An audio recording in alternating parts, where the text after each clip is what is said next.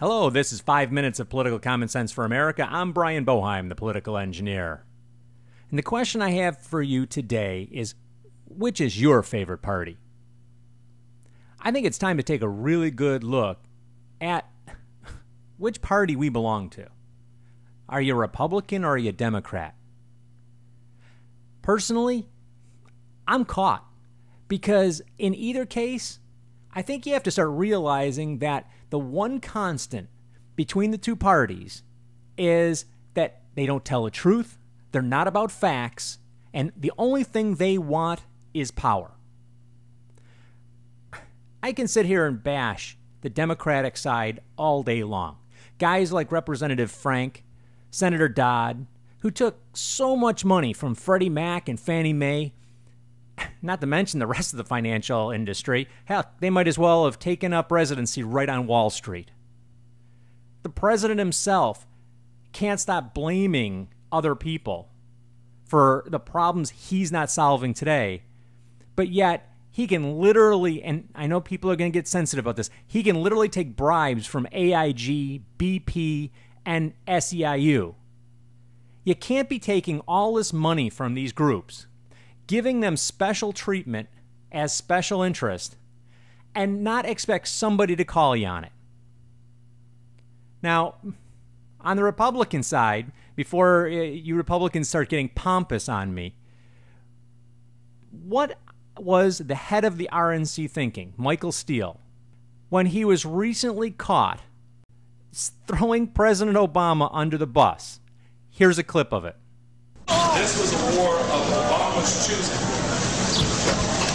This is not something the United States had actively prosecuted or wanted to engage in. Well, he's such a student of history. Has he not understood that, that's the one thing you don't do is engage in a land war in Afghanistan? All right? Because everyone who was tried over 1,000 years of history. That's right. You heard it correct.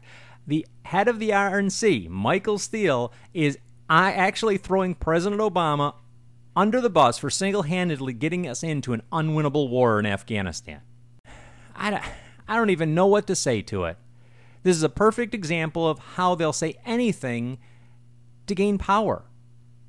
This is a disgusting example of political flame-throwing, and it's not just embarrassing, but it should be a wake-up call to all voters.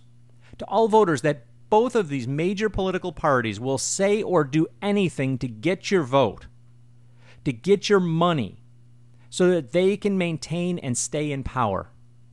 Now, I want to address the Tea Party members for a second. What are you thinking trying to be part of the Republican Party?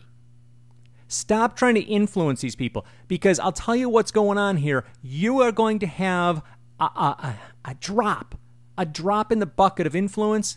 They'll swallow it up and they'll use it and then move on. Because they're not interested in helping the citizens of the United States. All the parties are interested in doing is manipulating the power struggle. How can you put up with the lying and cheating and stealing on both sides of the aisle? Let's start looking at independence.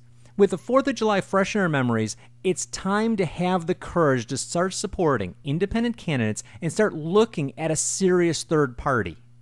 It's the only way we're going to create balance and get politics, both in Washington and in our state capitals, back in the direction where it's supporting and helping the citizens of the United States.